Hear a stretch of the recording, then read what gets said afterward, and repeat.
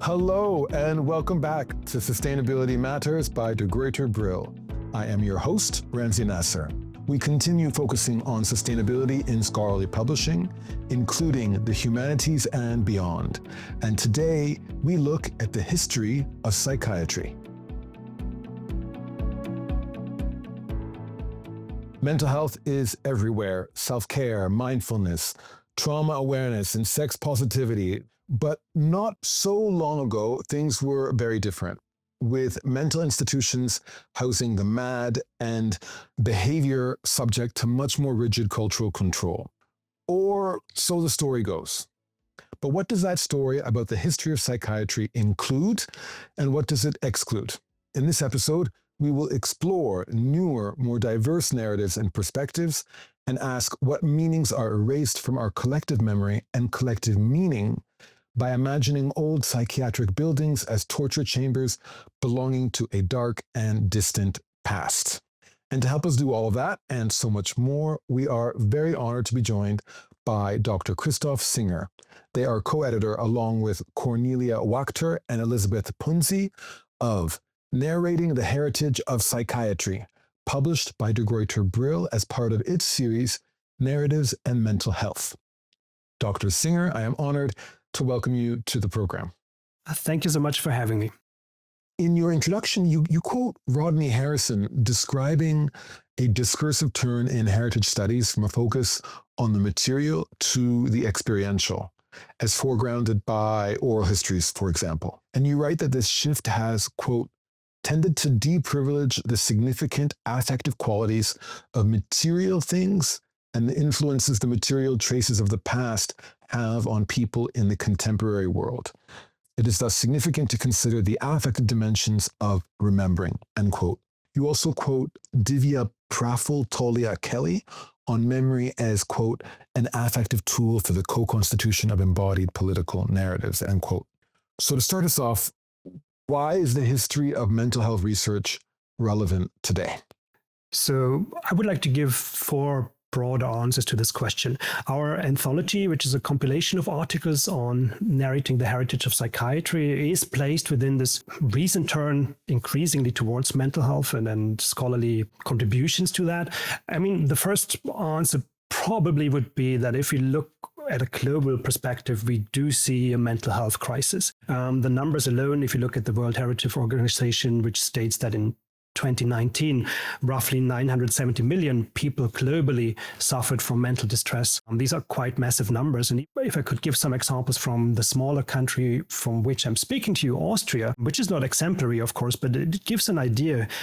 Statistics here say that up to 40% of Austrians, at least once in their lifetime, will deal with mental distress. And what makes this even more disconcerting is when we enter the realm of stigma, only 63% would tell their friends and family, not even talking about employers. This would be the first answer. Like, we do perceive something like a mental health crisis. And why the statistics are rising, I mean, these are different questions we could talk about at a different point. Secondly, I think what follows from that is an increased need in mental health literacy.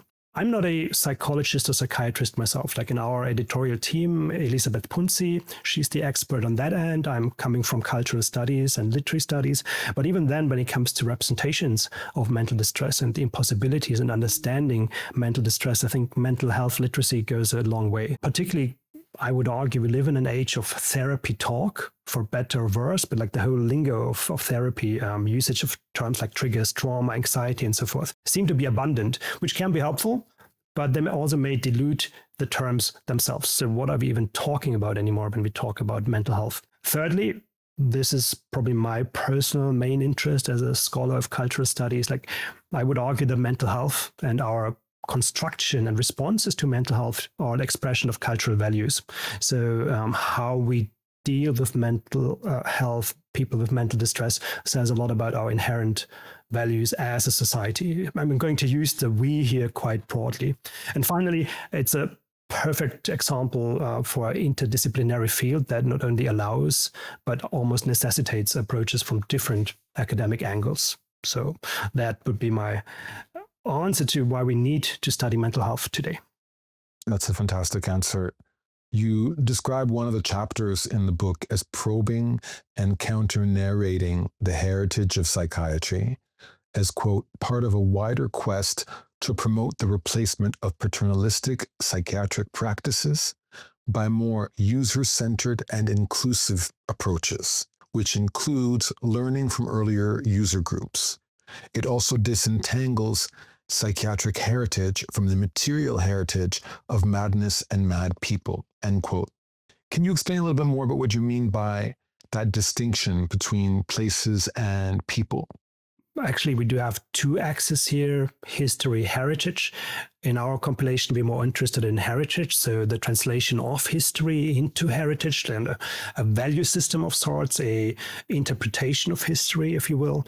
And here we are looking at heritage from two angles, tangible and intangible heritage, meaning on the one hand, we look at real material remnants or realities of psychiatry, the asylums, the buildings, the surrounding places. But more importantly, we look at what is called intangible heritage, the meanings and representations that are being formed through different actors. Peter Howard and Brian Graham argue that heritage is mostly meanings placed upon and representations based and created on material remnants. So I personally would go against a strict distinction between both because they interrelate. And what we're interested in is how kind of to expand the view, to take a look at who is, first of all, who's part of these institutions, who installed these institutions, and to give those people, the clients, the survivors, also a voice in remembering these very institutions. They may be by design very hierarchical, very top-down, sometimes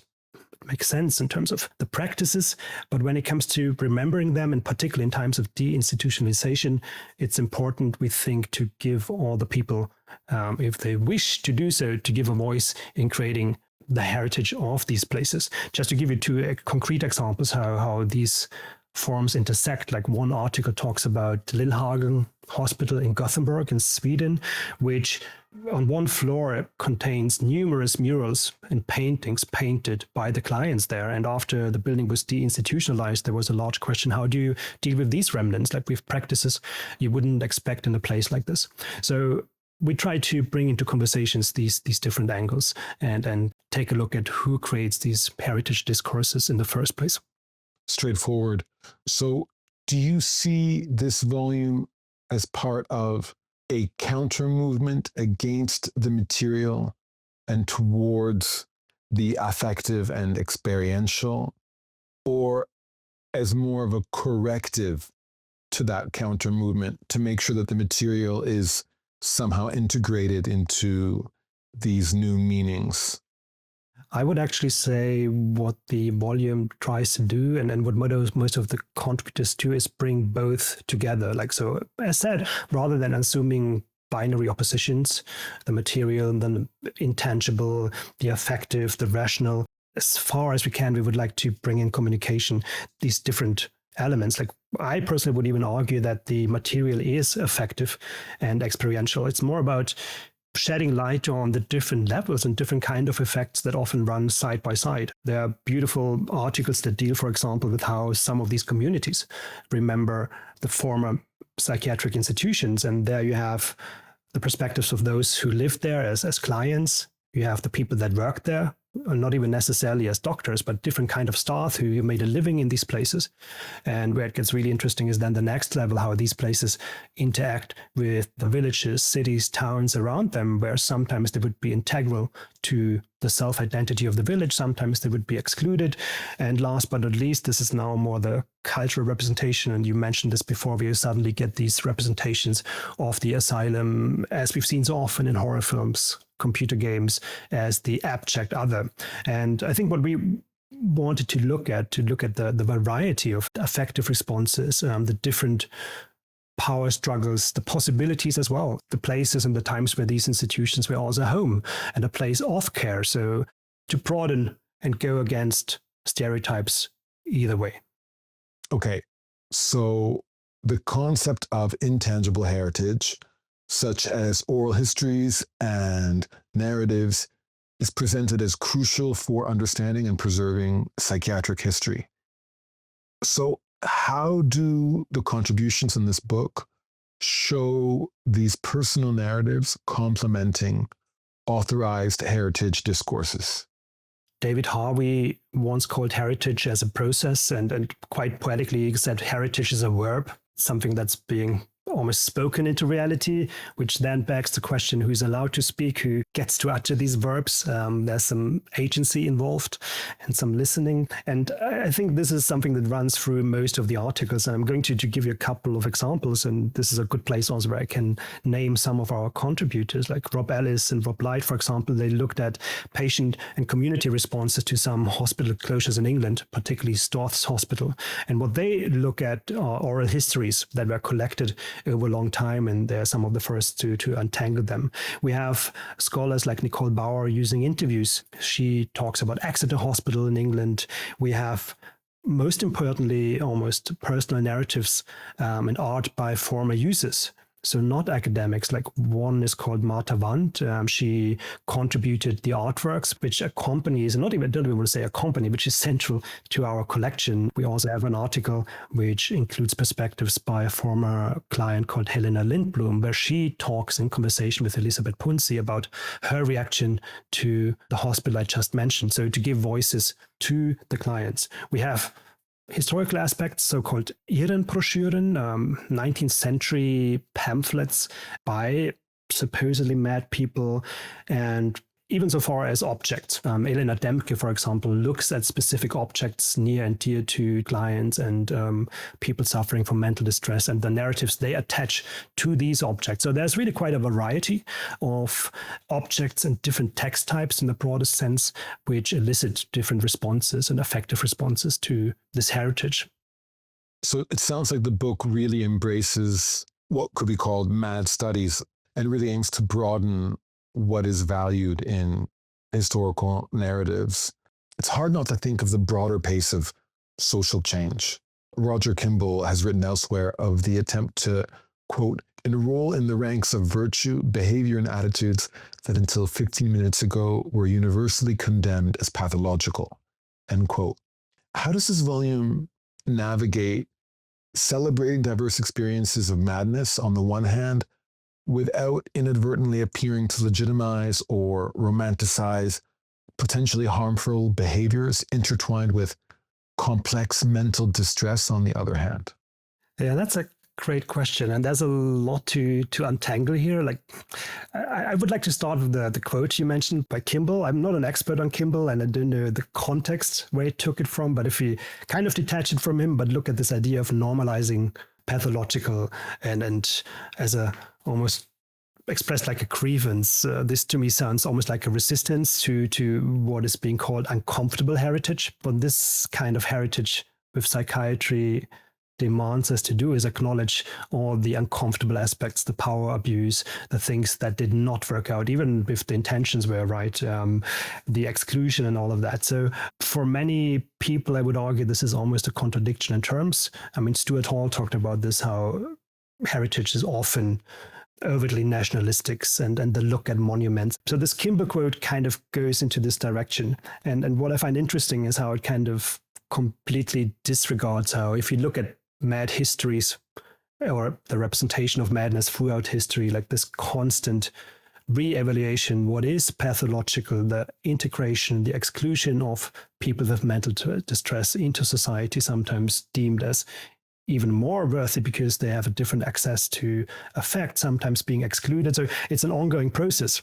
I also see a bit of an irony here because this idea of normalizing the pathological is something where I see the opposite. If I look at, for example, the Diagnostic and Statistical Manual of Mental Disorders, where over the last decades, the number of disorders was increased manifold. To give an example, like the DSM-2 listed 182 disorders, DSM-3 265 disorders. So there also seems to be a bit of a counter movement. So again, I'm not a practitioner. I'm not an expert in the field. I may misread the intention behind that, but there seems to be a bit more of a stratification of behaviors that are deemed as pathological. But to get closer to your question, like the danger of romanticizing in a statement, like the normalization of the pathological, what we wanted to avoid is here it seems like essentializing and stereotyping. It's the old logic that somebody has a form of mental distress or an illness, but it's a form of stereotyping by reducing that person with a broad history, with a lot of attributes and effects to this one trait. So suddenly the pathological is not a person anymore, not a subject, but he or she or they are the distressed, they are the depressive, the schizophrenic, in short, the mad. And a similar thing happens in heritage discourses. If you look at the institutions, as you mentioned at the beginning, just as almost settings of horror films, it's a different reduction of complex personalities to one character. So in short, romanticizing, I think, would be a similar practice where you take a lot of experiences and just highlight one part and idealize one part, which could also be a double bind because it comes with the logic of like, you need to turn everything into a strength even when there is real suffering. And so it might add on to internal pressures. So either villainizing or romanticizing we wanted to avoid by showing, the lived realities by the subjects within these institutions. Secondly, different subject positions within the institutions. So mostly clients, but not only clients, but also people that work there. And to constantly counter this essentializing sense. And what a lot of our contributors argue is if you look at contemporary heritage discourses surrounding psychiatry, there's still a tendency to essentialize. And we wanted to broaden the spectrum, show a bit more agency, and also show, maybe to end this question, if normalizing the pathological means destigmatizing, then I'm all for that. But I don't think that's what Kimball meant, but I need to look that up. Fair enough. I really like that answer on romanticization. I think that's quite correct. But before I ask you more about that, I was wondering, looking back on the institutional focus of the prior systems of control, which have now been dismantled, we now seem to be in a decidedly market-driven era where control is decentralized ideologically. In the introduction to the book, you write that, quote, normalizing pressures live on beyond deinstitutionalization in the neoliberal imperative of self-care. Moreover, such pressures subsist in the form of assertive outreach teams who medicate people in their homes, end quote. To what extent have we as a society simply replaced one dynamic of exclusion and domination with another? What role do contemporary systems of affect generation and the capitalist imperative to constantly generate new desires, which of course can never be fulfilled, what role does that play in the present and future of mental health heritage? Yeah, that's a fascinating question. And this question allows me, or I will allow myself to go a bit more into speculation, also regarding where this system, whatever it is, actually will move to. And you said what I found quite interesting, like we as a society, and as you know, if this were a classroom, my first instinct would always be, like as a teacher, literary cultural studies, to give that straight back and ask, like, who is that we in the first place? Like, are we talking about Western, Austrian, whatever context and cultural specifics? But related to the underlying question here, like what I'm thinking of first is social media and the internet and global discourses emerging. So I think there's even an argument to be made that across different nations and cultures, there's a new we emerging. If I look at Instagram, for example, this is something I'm quite interested in, like discourses of mental health and distress on Instagram, where you have posters from all across the world. However, the language is very interestingly very similar. And so you wonder, like, is there a new idea, a new global notion of health emerging? So that would be one hypothesis. But like to give you an answer, like I would like to look at three effects of social media, self-tracking culture, and what creeps into that is class as well.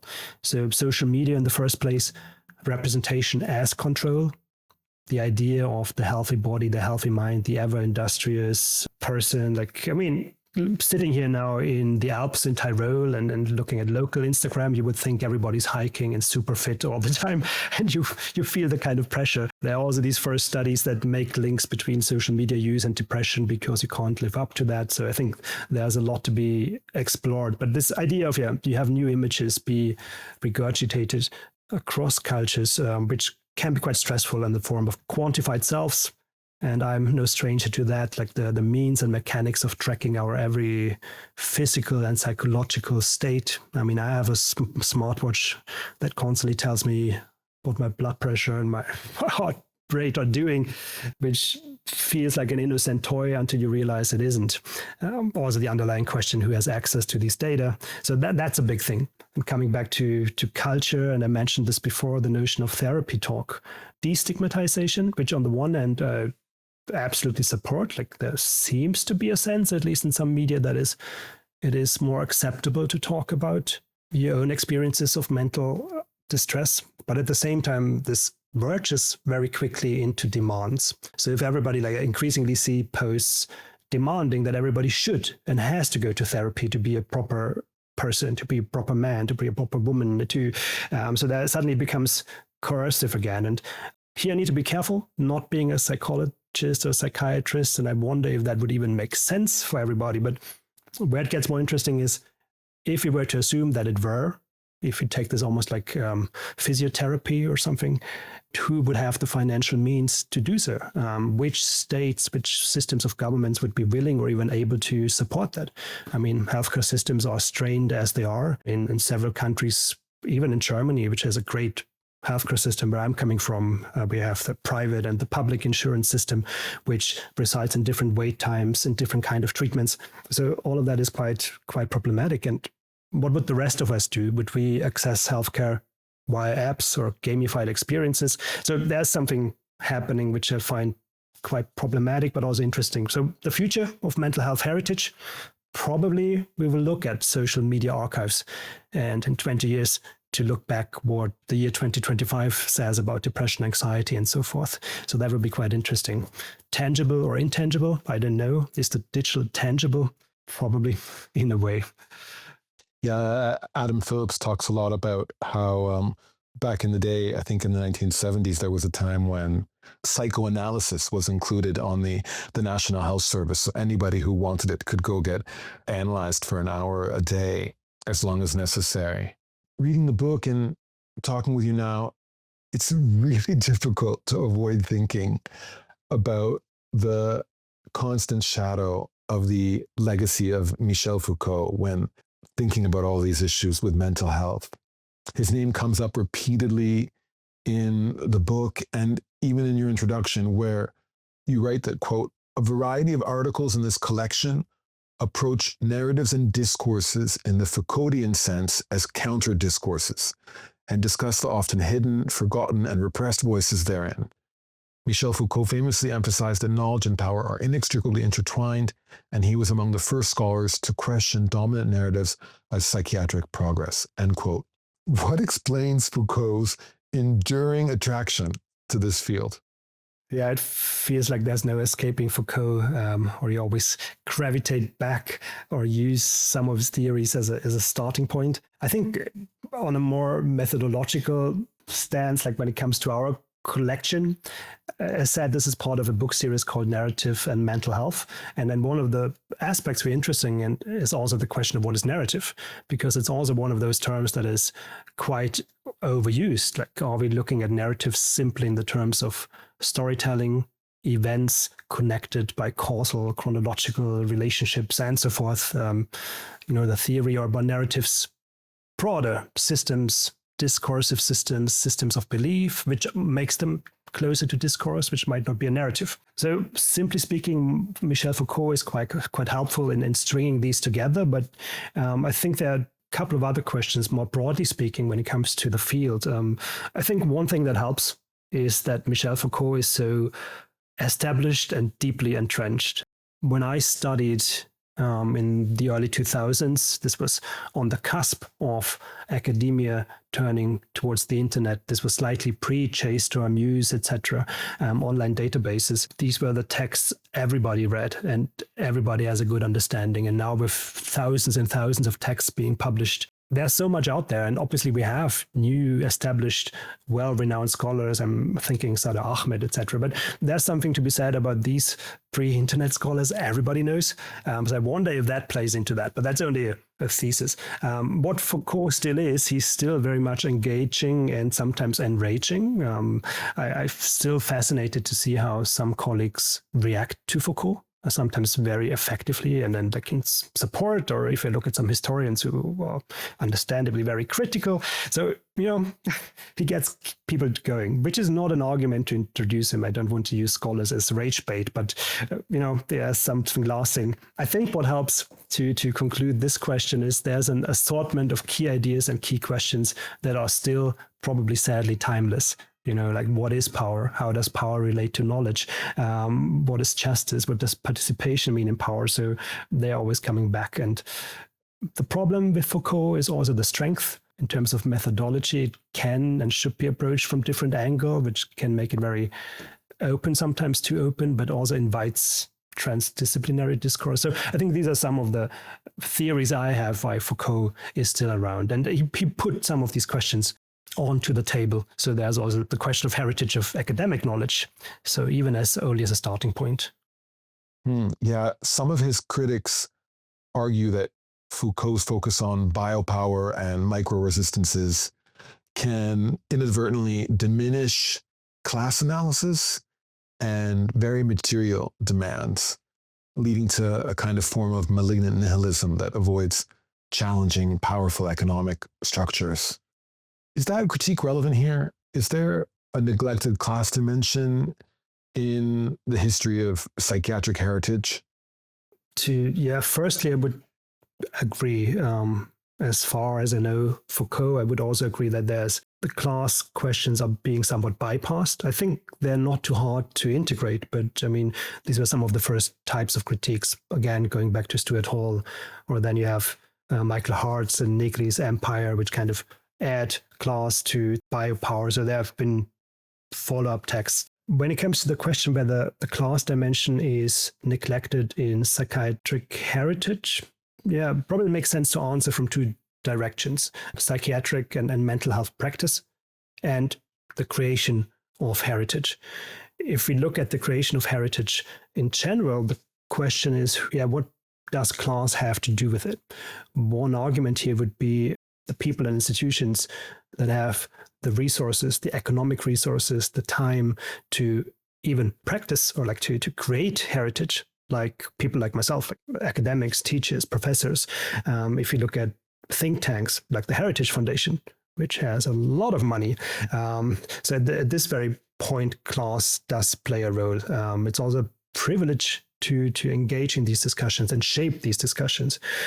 So here I would argue people who are not part of the networks, of the institutional networks, have a harder time. And this is what a lot of the articles in our compilation show: the former clients and service users who sometimes do this on the side or without being recompensated.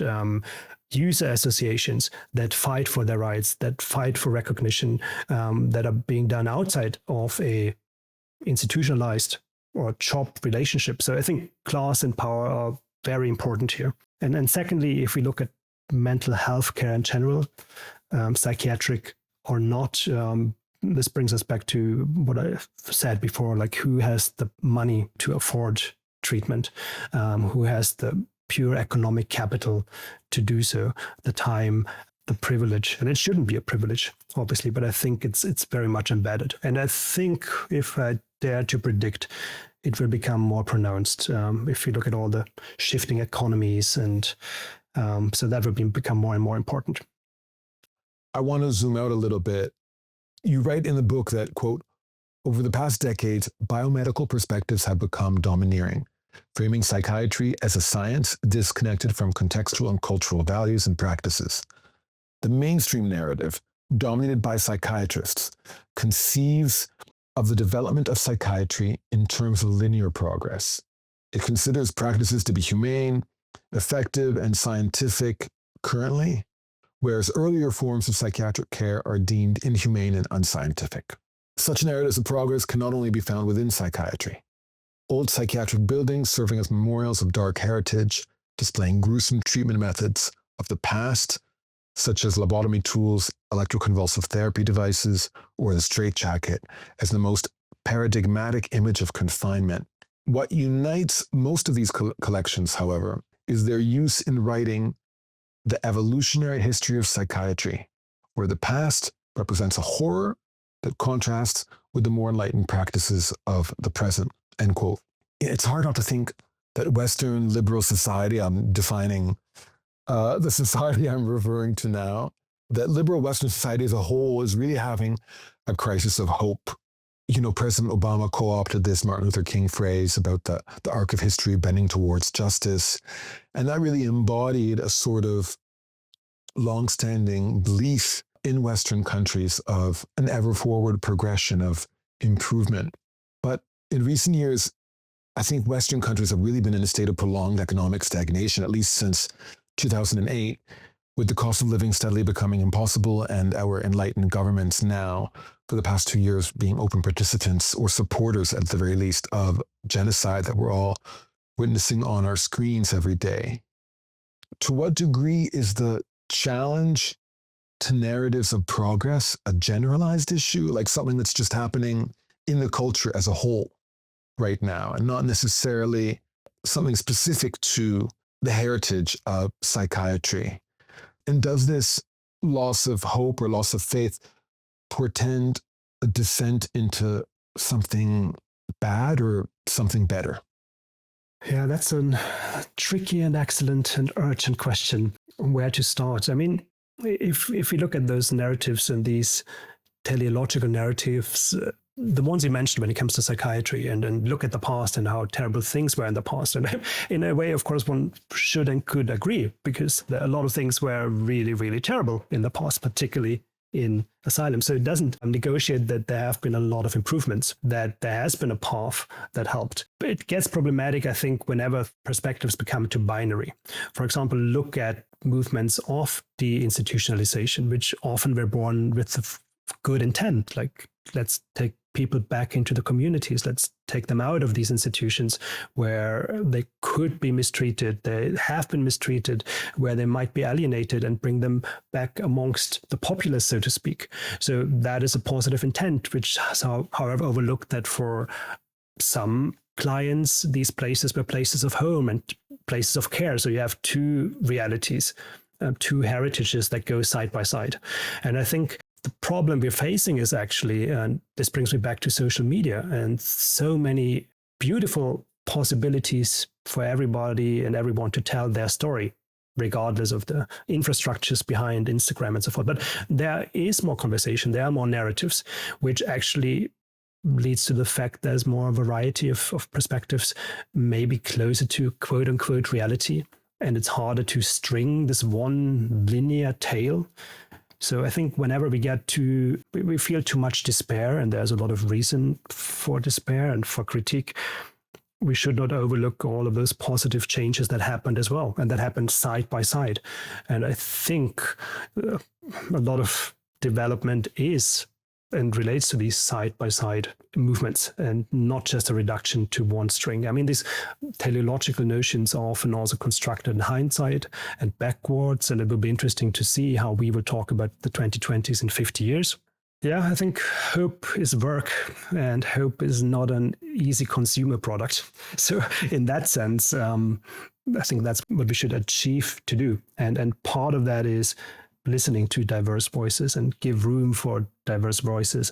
Yeah, I like that. A friend of mine in the Design Reparations Collective, she always says, hope is a practice. Hope is a practice, and hope is work. And I think maybe that's what it goes back to be self-critical and anecdotal. I mean, I grew up in the late 1990s, from a Western point of view, and I stress this, that's a very narrow perspective, but, things seem to go well. And I did reap the benefits of movements of people and suffering that happened before me. So part of a generation that was less activist. And now I look at younger generations and people who have to fight for their rights again, and really literally have to fight for their lives. And this only raises awareness of how we got where we got, and on whose backs these things happened, who put the work in, who put the risk in, who risked so much. So what we call hope translates to teleological movement is really backbreaking work by a lot of often forgotten people. So in that sense, hope is a practice and often a forgotten one. And that sounds like a beautiful place for us to wrap up. And thank you so much for this stimulating conversation. Thank you so much for having me.